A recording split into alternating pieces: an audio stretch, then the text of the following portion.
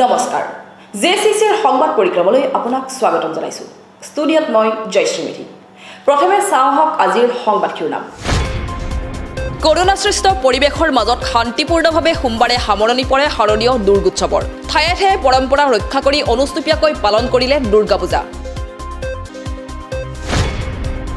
জাগিৰোডত আটক ড্ৰাগছ সৰবৰাহকাৰী স্থানীয় লোকে আটক কৰি চমদালে আৰক্ষীক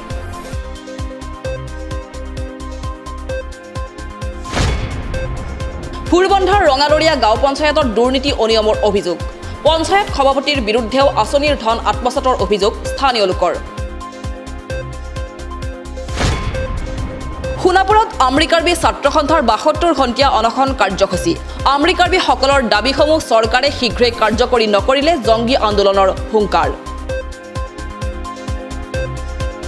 এতিয়া চাওঁহক বাতৰি বিস্তৃত ৰূপত ষষ্ঠীত প্ৰতিষ্ঠা কৰা দশভুজা দেৱী দুৰ্গাক সোমবাৰে বিজয়া দশমীত বিসৰ্জন দিয়াৰ মাধ্যমেৰে সামৰণি পৰে শাৰদীয় দুৰ্গোৎসৱ এইবেলি কৰোনা সৃষ্ট পৰিৱেশৰ মাজত বিভিন্ন পূজা সমিতিসমূহে কোভিড প্ৰটকল মানি পূজা অৰ্চনা সমাপন কৰে যদিও কেতবোৰ এলেকাত দেখা গ'ল বৃহৎ জনসমাগম অৱশ্যে আৰক্ষী প্ৰশাসনৰ সহযোগত জাগিৰোড তথা মৰিগাঁও জিলাত শান্তিপূৰ্ণভাৱে সামৰণি পৰে দুৰ্গোৎসৱৰ या देवी सर्वभूतेषु बुद्धिरूपेण संस्थिता नमस्तस्यै नमस्तस्यै नमस्तस्यै नमो नमः কৰোনা সৃষ্ট পৰিৱেশৰ মাজতে এইবেলি ৰাজ্যবাসীয়ে পালন কৰিলে শাৰদীয় দুৰ্গোৎসৱ ষষ্ঠীত প্ৰতিষ্ঠা কৰা দুৰ্গতিনাশিনী দেৱী দুৰ্গাক সোমবাৰে বিজয়া দশমীৰ বিহিত পূজা অৰ্চনাৰ পিছতে বিসৰ্জন দিয়া হয় আৰু এইদৰে সমাপন হয়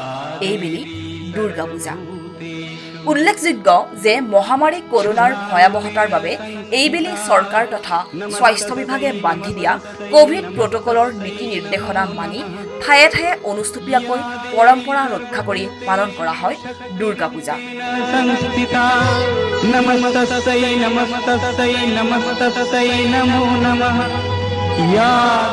আমাৰ ভক্ত ইয়াত আহিছে তেওঁলোকক আমি সুন্দৰভাৱে তেওঁলোকক আমি যিটো উষ্ণতা জোখমাখ লৈ টেম্পাৰেচাৰ চেক কৰি আমি তেওঁলোকক চেনিটাইজ কৰাই তেওঁলোকক মাস্ক যোনে মাস্ক পিন্ধি অহা নাই মাস্ক পিন্ধাই তেওঁলোকক আমি চাকি বন্তি জ্বলাবলৈ পঠাইছোঁ তাৰপিছত চাকি বন্তি জ্বলোৱাৰ পিছত তেওঁলোকে শৰাই ভাগ আগবঢ়াইছে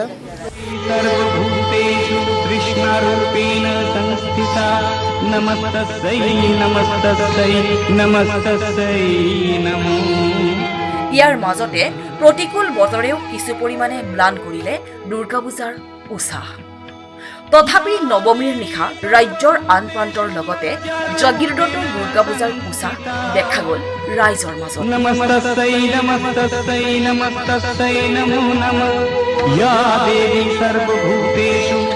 বিভিন্ন পূজা সমিতিসমূহে মণ্ডপ নিৰ্মাণ কৰি দেৱী দুৰ্গাৰ মৃন্ময় মূৰ্তি প্ৰতিষ্ঠা কৰি পূজা অৰ্চনা কৰে যদিও একাংশ পূজা সমিতিয়ে দুৰ্গা পূজা ঘট প্ৰতিষ্ঠা কৰিয়েই বিহিত পূজা অৰ্চনা কৰা পৰিলক্ষিত হয়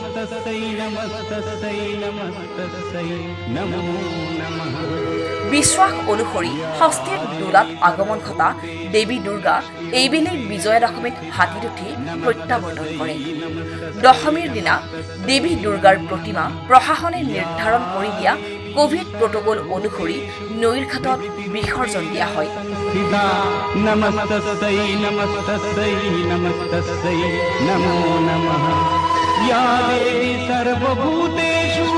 দেৱীৰ প্ৰতিমা বিসৰ্জনৰ বাবে বিগত বৰ্ষৰ দৰে এইবাৰ শোভাযাত্ৰা কৰি অহাত প্ৰশাসনে বাধা আৰোপ কৰে পূজা সমিতিৰ মাত্ৰ ৮-১০জন সদস্যকহে দেৱী বিসৰ্জনৰ অনুমতি দিয়া হয় ৰাজ্যৰ আন প্ৰান্তৰ লগতে জাগিৰোডতো উলহ মালেহেৰে দেৱীৰ প্ৰতিমা বিসৰ্জন দিয়া হয় ইয়াৰ বাবে জাগিৰোডৰ সমীপৰ বাগজাবস্থিত কপিলী নৈৰ বিসৰ্জনস্থলীত ভক্তৰ ভিৰ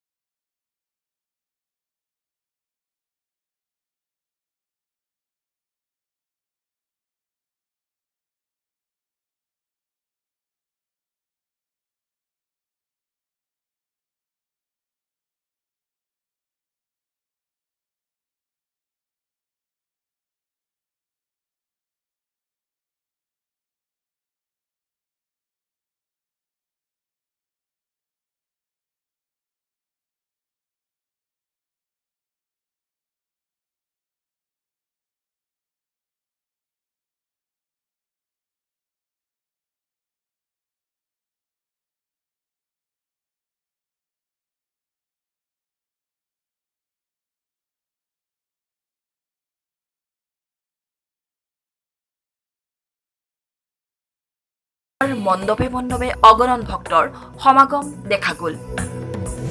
মানে যোৱাকালি যিটো মানে ষষ্ঠী সপ্তমী আৰু অষ্টমীৰ তুলনাত ধৰক বতৰটো অলপ হৰকা হৈছে, যাৰ কাৰণে আমাৰ মানুহৰ সমাগম অলপ বৃদ্ধি পাইছে।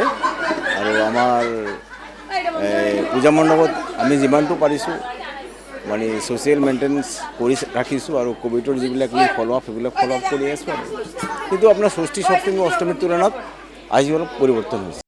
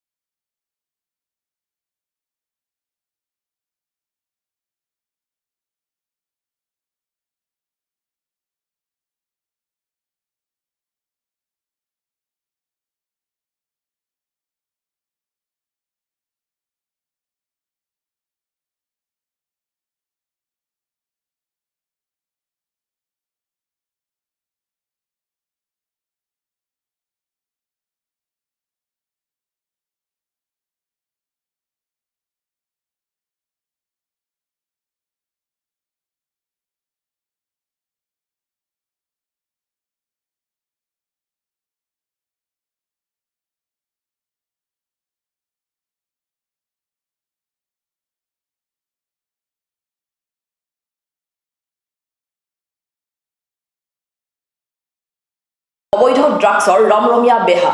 চহৰখনৰ বিভিন্ন স্থানত এনে ড্ৰাগছ সৰবৰাহ কৰা এজনক স্থানীয় লোকে কৰায়ত্ব কৰি আৰক্ষীক চমজাই দিয়ে। অৱশ্যে আন এজনে সুযোগ বুজি পলাই যাবলৈ সক্ষম হয়। জাগিৰোডৰ কেতবোৰ সন্দেহযুক্ত এলেকাত আজিও অব্যাহত আছে ড্ৰাগছৰ ৰমৰমীয়া বেহা। মৰিগাঁও জিলা তথা জাগিৰোড আৰক্ষীয়ে অবৈধ ড্ৰাগছ সৰবৰাহৰ বিৰুদ্ধে বিভিন্ন সময়ত অভিযান চলাই আহিছে যদিও এই ড্ৰাগছৰ ঘাটিসমূহ উৎখাত কৰিবলৈ সক্ষম হোৱা নাই। শেহতীয়াকৈ দুৰ্গা পূজাৰ সময়ছোৱাত জাগিৰোডৰ শিলভাঙাত স্থানীয় লোকে ড্ৰাগছ সৰবৰাহকাৰীক মাৰাত্মক ড্ৰাগছসহ কৰায়ত্ব কৰিবলৈ সক্ষম হয়। স্থানীয় লোকে ড্ৰাগছ সৰবৰাহকাৰী হজৰত আলীক কৰায়ত্ব কৰে যদিও আন এটা সৰবৰাহকাৰী ফৰিদুল ৰাইজৰ কবলৰ পৰা পলাই যাবলৈ সক্ষম হয়। আমি জাগিৰোড আৰক্ষীৰ উচ্চতম নিৰ্দেশত আমি ড্ৰাগছ আৰু গাঞ্জাৰ অভিযান চলাই থাকোঁতে দুইজন ল'ৰা ঘূৰি ফুৰা দেখা পাওঁ আৰু তেওঁলোকক আমি চাৰ্চ কৰোঁতে তিনিটামান ড্ৰাগছ ওলাইছে দুটা ল'ৰাৰ পৰা। এটাৰ নাম হ'ল হজৰত আলী আৰু আন এটাৰ নাম হ'ল ফৰিদুল। ফৰিদুলে আমাক মাৰপিট কৰি আমাৰ পৰা পলাই গুচি গৈছে আৰু বাকী হজৰত আলীক আমি কৰায়ত্ব কৰি আমি জাগিৰোড থানাৰ ভাৰপ্ৰাপ্ত মহোদয়ক জনাইছোঁ, তেখেতে আহি লৈ আনিছে। ইতিমধ্যে ধৃত হজৰত আলীক স্থানীয় লোকে ড্ৰাগছসহ আৰক্ষীক গতাই দিয়ে। এই সন্দৰ্ভত আৰক্ষীয়ে অব্যাহত ৰাখিছে তদন্ত।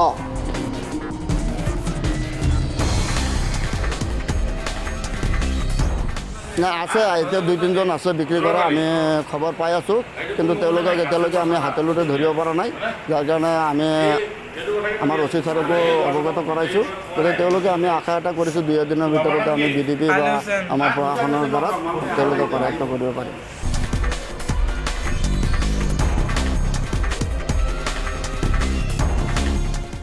মৰিগাঁও জিলাৰ ৰঙাদৰীয়া গাঁও পঞ্চায়তত দুৰ্নীতি অনিয়মৰ অভিযোগ। এটা জানাজা গৃহ নিৰ্মাণক লৈ স্থানীয় লোকৰ প্ৰতিবাদ। ৰঙাদৰীয়া পঞ্চায়তৰ সভাপতিজনে এটা জানাজা গৃহ দুটাকৈ আঁচনি আবণ্টন দিয়াক লৈ ক্ষুব্ধ হৈ পৰিছে লোকসকল। মৰিগাঁও জিলাৰ ফুৰবন্ধা উন্নয়ন খণ্ডৰ অন্তৰ্গত ৰঙাদৰীয়া গাঁও পঞ্চায়তত ব্যাপক দুৰ্নীতি সংঘটিত হোৱাৰ অভিযোগ উত্থাপন হৈছে।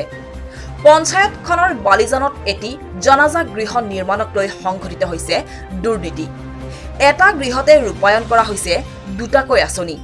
প্ৰথমে এই জানাজা গৃহটি নিৰ্মাণৰ বাবে 4 লাখ টকা ধাৰ্য কৰি নিৰ্মাণ কৰিছিল যদিও সেই টকাৰে কোনো কাম নকৰাকৈ পঞ্চায়তখনৰ সভাপতি জেহেৰুল হকে সমুদায় ধন আত্মসাৎ কৰি পুনৰ একেটা গৃহতে 6 লাখ টকা অনুমোদন দি কাম আৰম্ভ কৰাত প্ৰতিবাদ মুখৰ হৈ পৰিছে বালিজানৰ ৰাইজ।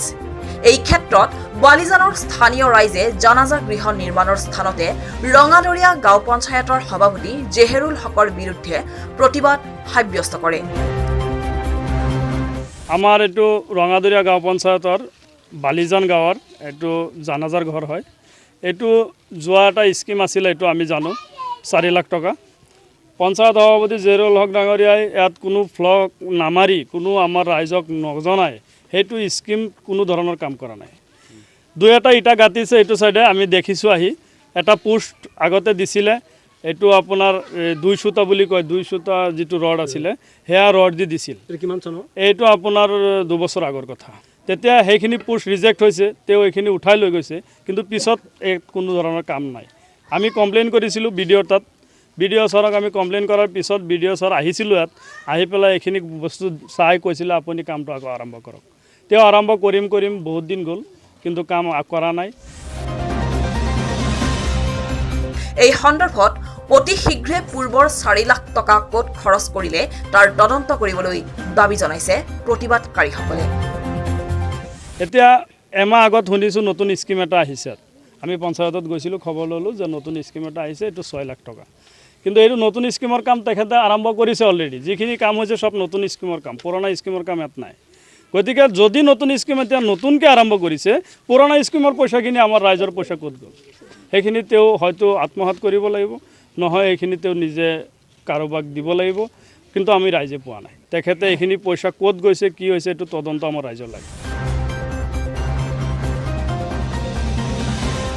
ব্ৰইলাৰ মুৰ্গীকে ধৰি জীৱ-জন্তুৰ অখাদ্য তথা পেলনীয়া নাড়ীভুৰুক লৈ ব্যৱসায় চলাইছে একাংশ অসাধু চক্ৰই। এনেধৰণৰ বীজাণুযুক্ত সামগ্ৰী ব্যৱহাৰ কৰা হয় মাছ উৎপাদন কৰা পুখুৰীসমূহত। সোমবাৰে স্থানীয় লোকৰ অভিযোগৰ ভিত্তিত জাগিৰোড আৰক্ষীয়ে অভিযান চলাই এনে সামগ্ৰী জব্দ কৰাৰ লগতে ব্যৱসায়ৰ লগত জড়িত 6জনক আটক কৰে। ব্ৰইলাৰ মুৰ্গীকে ধৰি বিভিন্ন জীৱ-জন্তুৰ অখাদ্য তথা পেলনীয়া নাড়ীভুৰৰ এক ৰমৰমীয়া ব্যৱসায় চলি আছে গুৱাহাটীকে ধৰি ইয়াৰ কাষৰীয়া অঞ্চলসমূহত। জাগিৰোডতো একাংশই দীৰ্ঘদিন ধৰি এনে জীৱ-জন্তুৰ পেলনীয়া নাড়ীভুৰ তথা দুৰ্গন্ধময় বীজাণুযুক্ত সামগ্ৰী অবৈধভাৱে সৰবৰাহ কৰি আহিছে। উল্লেখযোগ্য যে এই পেলনীয়া বীজাণুযুক্ত সামগ্ৰীসমূহ খাদ্য হিচাপে ব্যৱহাৰ কৰা হয় মাছ উৎপাদন কৰা বিভিন্ন পুখুৰীসমূহত। ফলত মাছ উৎপাদন কৰা পুখুৰীবোৰ ক্ৰমে হৈ পৰিছে বিষাক্ত আৰু ইয়াৰ লগে লগে স্থানীয় অঞ্চলসমূহ জৈৱ বৈচিত্ৰ্যৰ বাবে তীব্ৰ ভাবুকিৰো সন্মুখীন হৈ আহিছে বুলি অভিযোগ উঠিছে। এনে প্ৰেক্ষাপটত ৰাইজৰ অভিযোগৰ ভিত্তিত জাগিৰোড আৰক্ষীয়ে বীজাণুযুক্ত এনে সামগ্ৰীৰ বিৰুদ্ধে অভিযান চলাই দেওবাৰে আৰক্ষীয়ে এইসমূহ সামগ্ৰী জব্দ কৰাৰ লগতে এই ব্যৱসায়ৰ লগত জড়িত 6জনক আটক কৰিবলৈ সক্ষম হয়। ব্ৰইলাৰৰ এনে পেলনীয়া সামগ্ৰীৰ অবৈধ ব্যৱসায়ৰ লগত জড়িত অন্যান্যসকলৰ বিৰুদ্ধেও আৰক্ষীয়ে অব্যাহত ৰাখিছে তদন্ত। জাগিৰোডত বিভিন্ন যিবিলাক ফিচাৰী আছে, তাতে মুৰ্গী যিটো পেটু নাড়ী ভেৰুবিলাক খুব বেয়া মানে কণ্ডিশ্যনত গুৱাহাটীৰ পৰা কিনি আনি তেওঁলোকে ইয়াতে দিয়ে। আৰু এইটো লৈ মানে গাঁও অঞ্চলত খুব এটা দুৰ্গন্ধময় পৰিৱেশৰ সৃষ্টি হোৱাত আমাক ৰাইজে মানে অনুৰোধ জনোৱাত কালি আমি ৰাতি 2খন গাড়ী জব্দ কৰোঁ। অলৰেডি গাড়ীখনত আমি তেওঁলোকৰ ওপৰত এটা আইনগতভাৱে বিহিত ব্যৱস্থা ল'ব মানে প্ৰস্তুতি চলাই থকা হৈছে আৰু গাড়ীৰ চালক আৰু লগত অহা মানুহজনক অতি কাৰায়ত্ব কৰা হৈছে। তেওঁলোকক জাগিৰোডত য'ত ফিচাৰী আছে, আপোনাৰ চাকো মাকো ধানখালী যিবিলাক এৰিয়া আছে, যিবিলাক ফিচাৰীৰ মালিক আছে, তেওঁলোকে এইবিলাক বস্তু গুৱাহাটীৰ পৰা ক্ৰয় কৰি আনে বুলি আমি গম পাইছোঁ। এতিয়া এইটো গুৱাহাটীৰ পৰা আহিছিলে, তেওঁলোকে এইটো চাকো মাকো যোৱা কথা আছিলে।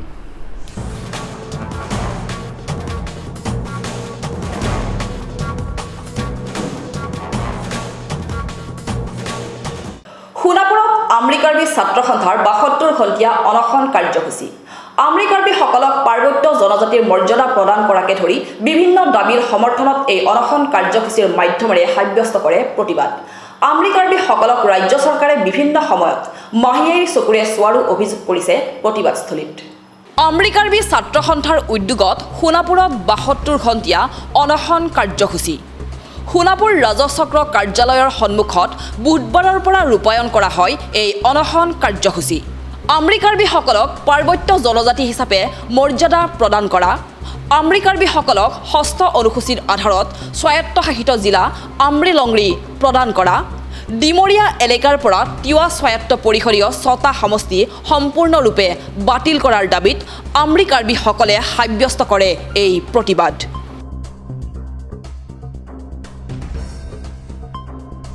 আজি আমৰি কাৰ্বি ছাত্ৰ সন্থাৰ উদ্যোগত আমৰি কাৰ্বি 6 সংগঠনে আজি অন্নখন বহিবলৈ বাধ্য হৈছে যে আমাৰ দীৰ্ঘদিনীয়া দাবী 1 নম্বৰ হৈছে আমৰি কাৰ্বি, কাৰ্বি আংলং আৰু নৰ্থ কাছাৰৰ বাহিৰত থকা কিন্তু ST ষ্টেটাছ আজিলৈ দিয়া নাই। কিন্তু একৰ্ডিং টু আৰ্টিকল 342 আমি ST হিলছ পাব লাগে, যিকেইটাই নাথাকক। আৰু দ্বিতীয় হৈছে আকৌ একৰ্ডিং টু 60-20 পেৰা তাত লিখা আছে যে কাৰ্বিসকল বা ট্ৰাইবেলসকল যদি কণ্টিগুৱাছ এৰিয়াত থাকে তেতিয়া তেওঁলোকক স্বায়ত্ব শাসন দিব পাৰে। অব্লিক কামৰূপ, দক্ষিণ Kamrup tribal block, tribal belt আৰু ৰাণী ট্ৰাইবেল ব্লক এইখিনি গোটেই আমৰি কাৰ্বি হিচাপে হৈ আছে কণ্টিগুৱাছ হিচাপে। গতিকে তাত অট'নমাছ ডিষ্ট্ৰিক্ট দিয়াটো কাৰ্বি গভৰ্ণমেণ্টৰ কোনো অসুবিধা নাই। উল্লেখযোগ্য যে আমৰি কাৰ্বিসকলৰ এই দাবীসমূহ পূৰ্ণ কৰাৰ বাবে বিভিন্ন সময়ত প্ৰতিবাদ সাব্যস্ত কৰি আহিছে যদিও তেওঁলোকৰ এই দাবীসমূহ কাৰ্যকৰী কৰাৰ ক্ষেত্ৰত অসম চৰকাৰে কোনো গুৰুত্ব নিদিয়াৰ অভিযোগ উত্থাপন কৰিছে।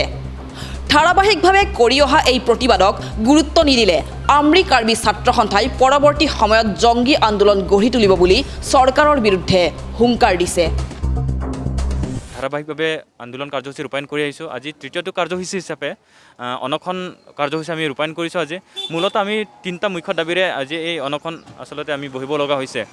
আমাৰ যি আমৰি কাৰ্বিসকল কাৰ্বি আংলং আৰু ডিমা হাছাওৰ বাহিৰত থকা যি আমৰি কাৰ্বিসকল আজিও যি ST হ'ব লাগে, জনজাতিকৰণ হ'ব লাগে, পাহাৰীয়া জনজাতি মৰ্যাদা পাব লাগে, সেইটো আজি চৰকাৰে আজিলৈকে কাৰ্যকৰী কৰা নাই। আৰু দ্বিতীয়টো হৈছে আমাৰ যি আমৰি কাৰ্বিসকলক যি স্বায়ত্তশাসিত জিলা আমৰি লংৰি প্ৰদান কৰিব লাগে সেই ক্ষেত্ৰতো চৰকাৰে পদক্ষেপ গ্ৰহণ কৰা নাই। আমি বাৰম্বাৰ তেওঁলোকৰ সৈতে আমি আলোচনা বিলোচনা কৰিছোঁ আৰু তেওঁলোকক আমি স্মাৰকপত্ৰ প্ৰেৰণ কৰিছোঁ যদিও তেওঁলোকে আমাৰ প্ৰতি ভাল সঁহাৰি দিয়া নাই।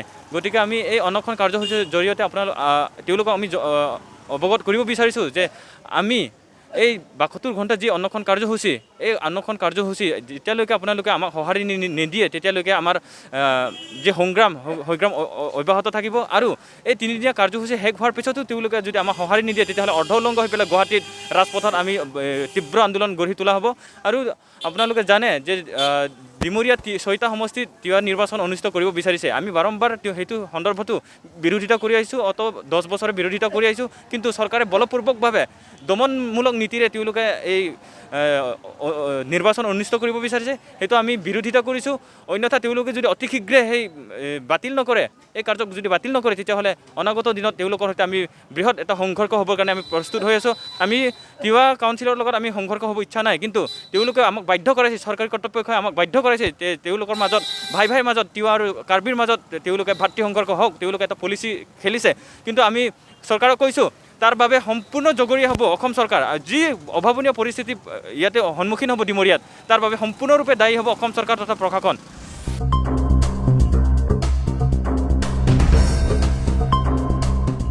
ৰাজ্যৰ আন প্ৰান্তৰ লগতে জাগিৰোডতো বুধবাৰে পালন কৰা হয় আৰক্ষীৰ শ্বহীদ দিৱস।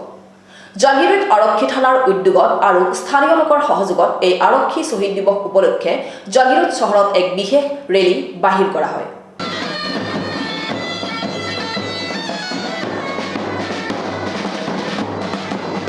ৰাজ্যৰ বিভিন্ন প্ৰান্তত বুধবাৰে পালন কৰা হয় আৰক্ষীৰ শ্বহীদ দিৱস। ইয়াৰ লগত সংগতি ৰাখি জাগিৰোড আৰক্ষীয়েও পালন কৰে এই শ্বহীদ দিৱস।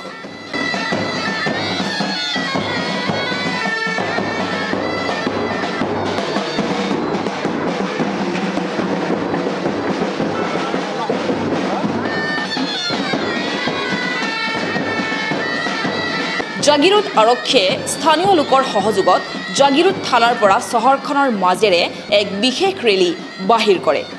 এই কাৰ্যসূচীত মৰিগাঁও জিলাৰ আৰক্ষী অধীক্ষক নন্দ সিং বৰকলাকে ধৰি অন্যান্য বিষয়াসকলেও অংশগ্ৰহণ কৰে।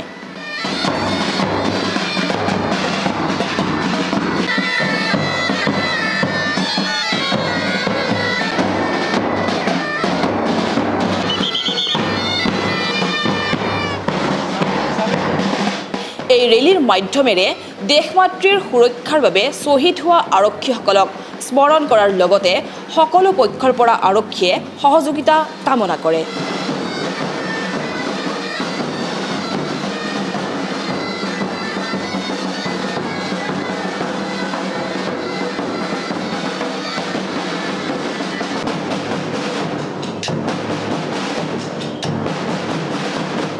আজি যিটো কাৰ্যসূচী লোৱা হ'ল সেই কাৰ্যসূচীৰ উদ্দেশ্য হ'ল যে যিসকল আমাৰ আৰক্ষীৰ লোক আজি যুগ যুগ ধৰি নিজৰ আত্মবলিদান দি আহিছে, যিসকল লোকে নিজৰ দেশ সেৱাৰ মাতৃভূমিৰ স্বাৰ্থত যিসকল লোকে আত্মবলিদান দি আছে, সেইসকল লোকৰ উদ্দেশ্যে আমি আজি প্ৰগ্ৰেমটো লোৱা হৈছিলে।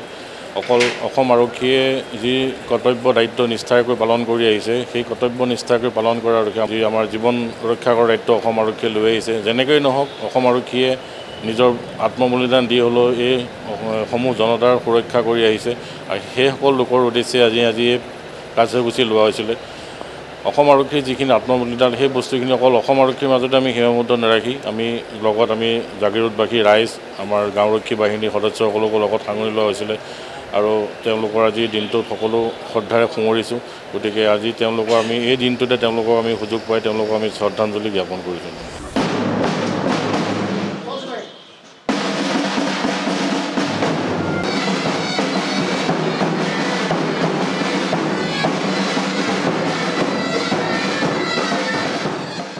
শেহতীয়াকৈ শ্ৰীমন্ত শংকৰদেৱ কলাক্ষেত্ৰত এটা মিয়া মিউজিয়াম স্থাপনৰ প্ৰস্তাৱে সমগ্ৰ ৰাজ্যতে তুমুল বিতৰ্কৰ সূচনা কৰিছে। কংগ্ৰেছৰ বিধায়ক চেয়াৰমান আলীয়ে উত্থাপন কৰা এই প্ৰস্তাৱৰ বিৰুদ্ধে জাঙুৰ খাই উঠিছে বিভিন্ন মহল। শংকৰদেৱ কলাক্ষেত্ৰত এই মিউজিয়াম কোনোপধ্যেই হ'বলৈ দিয়া নহ'ব বুলি প্ৰতিক্ৰিয়া প্ৰকাশ কৰিছে মন্ত্ৰী পীযুষ হাজৰিকাই। অসমীয়া সভ্যতা সংস্কৃতিৰ প্ৰতি তীব্ৰ ভাবুকিৰ সৃষ্টি কৰি শেহতীয়াকৈ শ্ৰীমন্ত শংকৰদেৱ কলাক্ষেত্ৰত এটা মিয়া মিউজিয়াম স্থাপনৰ প্ৰস্তাৱে সমগ্ৰ ৰাজ্যতে তীব্ৰ বিতৰ্কৰ সূচনা কৰিছে। কংগ্ৰেছৰ বিধায়ক চেয়াৰমান আলীয়ে চৰ চাপৰিত কাম কৰা লোকসকলৰ কলা সংস্কৃতি সংৰক্ষণৰ বাবে শ্ৰীমন্ত শংকৰদেৱ কলাক্ষেত্ৰত এটা মিয়া মিউজিয়াম স্থাপন হ'ব লাগে বুলি ৰাজ্য চৰকাৰলৈ এখন পত্ৰ প্ৰেৰণ কৰিছিল। এই পত্ৰখন ৰাজহুৱা হোৱাৰ পিছতেই ৰাজ্যত তুমুল বিতৰ্কৰ সূচনা হয় আৰু বিভিন্ন মহলে ইয়াৰ তীব্ৰ বিৰোধিতা কৰি ভিন ভিন প্ৰতিক্ৰিয়া প্ৰকাশ কৰে। এই সন্দৰ্ভত মন্ত্ৰী পীযুষ হাজৰিকাই তীব্ৰ বিৰোধিতা কৰে আৰু তেওঁৰ প্ৰতিক্ৰিয়া ব্যক্ত কৰে। জাগিৰোডত দেৱীমাৰ আশীৰ্বাদ ল'বলৈ আহি মন্ত্ৰী পীযুষ হাজৰিকাই কয় যে কা আন্দোলনৰ সময়ত কলাক্ষেত্ৰ আক্ৰমণ কৰা সকলেই এতিয়া মিয়া সংগ্ৰহালয়ৰ প্ৰস্তাৱ উত্থাপন কৰিছে। এয়া কেতিয়াও হ'বলৈ দিয়া নহ'ব। এই যি মহামাৰী কোভিড-19 এই মহামাৰীৰ পৰা অসমবাসীক ৰক্ষা কৰে, অসমখন যাতে নদন বদন হৈ উঠে, অসমীয়াৰ যাতে ভাল হয়, খিলঞ্জীয়াৰ যাতে ভাল হয়, তাৰ কাৰণে মই দুৰ্গা মাৰ ওচৰত প্ৰাৰ্থনা জনাইছোঁ। ডক্টৰ হিমন্ত বিশ্ব শৰ্মা ডাঙৰীয়াই এইটো নস্যাৎ কৰিছে। শংকৰদেৱ কলাক্ষেত্ৰ ভাঙা মানুহখিনি সেইখিনিয়ে, মই ৰাজনৈতিক কথা বতৰা একচুৱেলি পূজাত ক'ব নাপায় বৰ বেছি। যোন মানুহে শংকৰদেৱ কলাক্ষেত্ৰখন ভাঙিছিল নামবিলাক উলিয়াওঁ, যোনে দাবী কৰিছে তেওঁলোকৰে কোনোবা বংশধৰে কৰিছিলে। আমিতো পুলিচৰতো এনকুৱাৰী ৰিপৰ্টবিলাক আছে শংকৰদেৱ কলাক্ষেত্ৰ কোনে ভাঙিছিল চি আন্দোলনৰ নামত। যিসকলে শংকৰদেৱ কলাক্ষেত্ৰত মিয়া মিউজিয়ামৰ দাবী কৰিছে তেওঁলোকৰে বংশধৰবিলাকে ভাঙিছিলে। অসমীয়াটো ভাঙিবই নোৱাৰে। কলাক্ষেত্ৰৰ শৰাই অসমীয়া মানে ভাঙিব, গুৰ মাৰিব ভাবিবও পাৰে নেকি?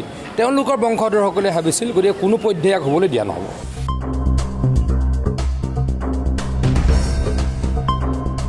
শ্ৰীমন্ত শংকৰদেৱ কলাক্ষেত্ৰত মিয়া মিউজিয়াম স্থাপনৰ প্ৰস্তাৱৰ বিৰুদ্ধে জাঙুৰ খাই উঠিছে শ্ৰীমন্ত শংকৰদেৱ সংঘই।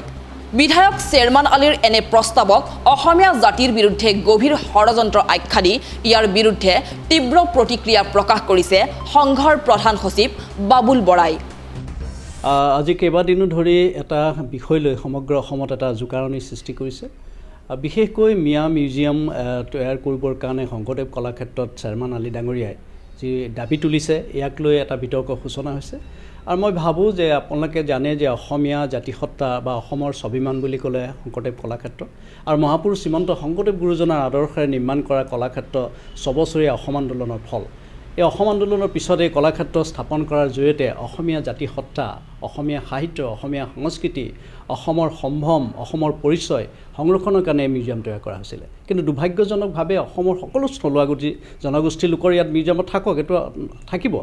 কিন্তু দুৰ্ভাগ্যজনকভাৱে এটা মিউজিয়াম স্থাপন কৰিবৰ কাৰণে এজন জনপ্ৰতিনিধিয়ে যিটো দাবী উত্থাপন কৰিছে আৰু যোৱা 19 তাৰিখৰ পৰা দাবী উত্থাপন কৰি পত্ৰ প্ৰেৰণ কৰিছে অসম চৰকাৰে, গতিকে এটা দুৰ্ভাগ্যজনক কথা। আৰু মই এইটো ভাবোঁ যে অসমীয়া জাতিসত্তাৰ ব্ৰহ্মতালত এইটো বিৰাট খুঁত মাৰিছে আৰু অসমীয়া জাতিসত্তাক ব্ৰহ্মতালত খুঁত মাৰি অসমীয়া জাতিক অচেতন কৰিবৰ কাৰণে পৰিকল্পনা চলিছে।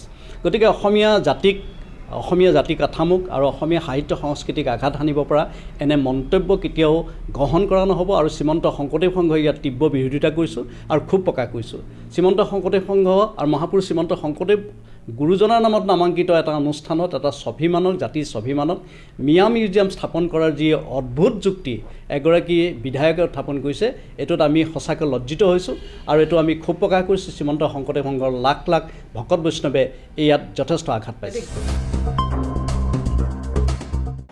এতিয়া চাওঁ হওক সংক্ষিপ্ত ৰূপত কেইটামান বাতৰি।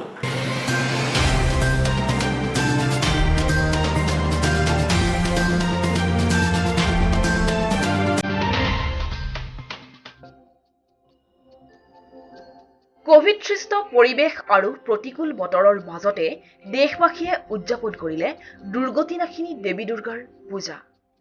এইবেলি মহাষ্টমী পূজাৰ দিনা জাগিৰোডৰ বিভিন্ন পূজা মণ্ডপসমূহত দেখা গ'ল অভিনেত্ৰী আইমি বৰুৱাক।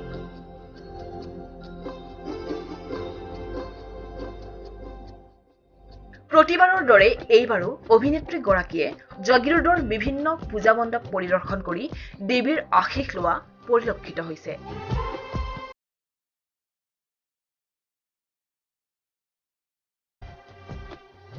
মন্ত্ৰী পীযুষ হাজৰিকা আৰু অভিনেত্ৰীগৰাকীৰ পৰিয়ালৰ তৰফৰ পৰা এইবেলি পূজাৰ সময়ছোৱাত প্ৰায় 30,000 মাস্ক বিতৰণ কৰে জাগিৰোড সমষ্টিৰ প্ৰতিটো পূজা মণ্ডপত।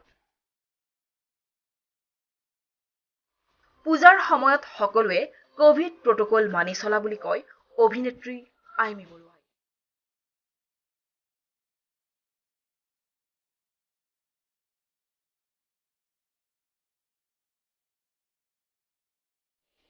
এবছৰ আচলতে পূজা সকলোৰে বাবে সেই উৎসাহ নাই, সেই হেঁপাহ নাই। ঠিক সেইদৰে আমাৰ মনতো একেই নাই। তথাপিও জাগিৰোডলৈ আহিছোঁ নিজৰ মানুহখিনিক মাত লগাবলৈ। আটাইতকৈ ভাল লগা কথাটো হ'ল ইয়াত খুব সুন্দৰকৈ কোভিড প্ৰট'কলসমূহ মানি চেনিটাইজাৰ ইউজ কৰি, মাস্ক ব্যৱহাৰ কৰি মানুহে পূজা উদযাপন কৰিছে। ভগৱানৰ ওচৰত প্ৰাৰ্থনা জনাইছোঁ যে এনেধৰণৰ দুখৰ কষ্টকৰ বছৰ যাতে আৰু জীৱনত কেতিয়াও নাহে কাৰো বাবে। আমাৰ পৰিয়ালৰ ফালৰ পৰা 30,000 মাস্ক যিসমূহ পূজা মণ্ডপ আছে তাত বিতৰণ কৰিম, যাতে সকলোৱে নিজক সুৰক্ষিত কৰি এই পূজা উপভোগ কৰিব পাৰে।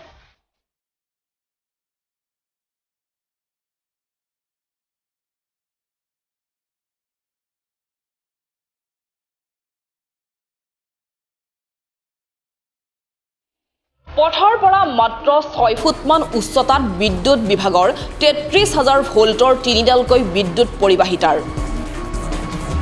বিপদসংকুল পথেৰে যাতায়ত পথচাৰীৰ। হয়, এটা পথৰ ওপৰত মাত্ৰ 6 ফুটমান উচ্চতাত থকা বিদ্যুৎ বিভাগৰ 33,000 ভোল্টৰ 3ডালকৈ বিদ্যুৎ পৰিবাহিতাৰে লাহৰীঘাটৰ লাওভুৰুঙ্গা গৰাপাৰ গাঁওবাসীলৈ মাতিছে বিপদ। এই ক্ষেত্ৰত বিদ্যুৎ বিভাগৰ নাই কাণসাৰ। উল্লেখযোগ্য যে লাওভুৰুঙ্গা গাঁৱৰ পৰা শান্তিপুৰ গৰাপাৰ গাঁও সংযোগী পথৰ ওপৰত থকা বিদ্যুৎ বিভাগৰ উচ্চ ক্ষমতাসম্পন্ন বিদ্যুৎৰ এটা খুঁটা যোৱা বানপানীৰ সময়ত হাউলি পৰে। কিন্তু এতিয়ালৈকে সংশ্লিষ্ট বিভাগটোৱে খুঁটাটোৰ উপযুক্ত ব্যৱস্থা গ্ৰহণ নকৰাত এতিয়া পথটোত এনে অৱস্থাই দেখা দিছে। অৱশ্যে উচ্চ ক্ষমতাসম্পন্ন এই বিদ্যুৎ পৰিবাহিতাৰত বিদ্যুৎৰ সংযোগ নিদিয়াত কথমপি অঞ্চলবাসীৰ লগতে পথচাৰীসকল ৰক্ষা পৰিছে।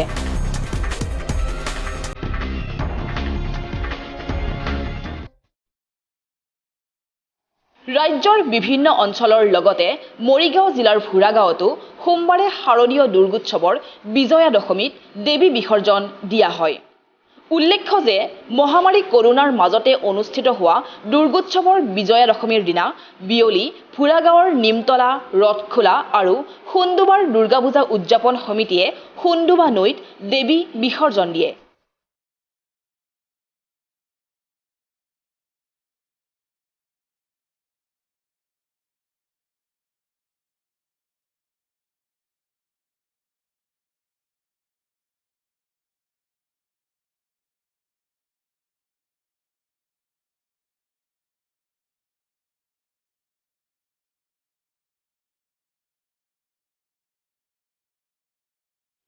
একেদৰে ফুৰাগাঁও শিৱবাৰী সাৰ্বজনীন দুৰ্গা পূজা উদযাপন সমিতিয়েও মন্দিৰৰ কাষতে থকা ব্ৰহ্মপুত্ৰ নদীত দেৱী বিসৰ্জন দিয়ে।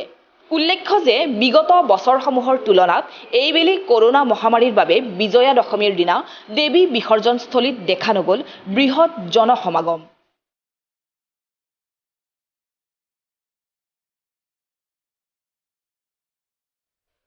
আজিৰ সংবাদ পৰিক্ৰমা ইমানতে সামৰিছোঁ। জাগিৰোড, মৰিগাঁও আৰু ইয়াৰ কাষৰীয়া বিভিন্ন অঞ্চলৰ বা বাতৰিলৈ আমি আপোনালোকৰ মাজলৈ আহোঁ প্ৰতি বুধবাৰে সন্ধিয়া আৰু বৃহস্পতিবাৰে পুৱা। গতিকে চাবলৈ নাপাহৰিব আপোনালোকৰ প্ৰিয় অনুষ্ঠান JCCৰ সংবাদ পৰিক্ৰমা। ধন্যবাদ।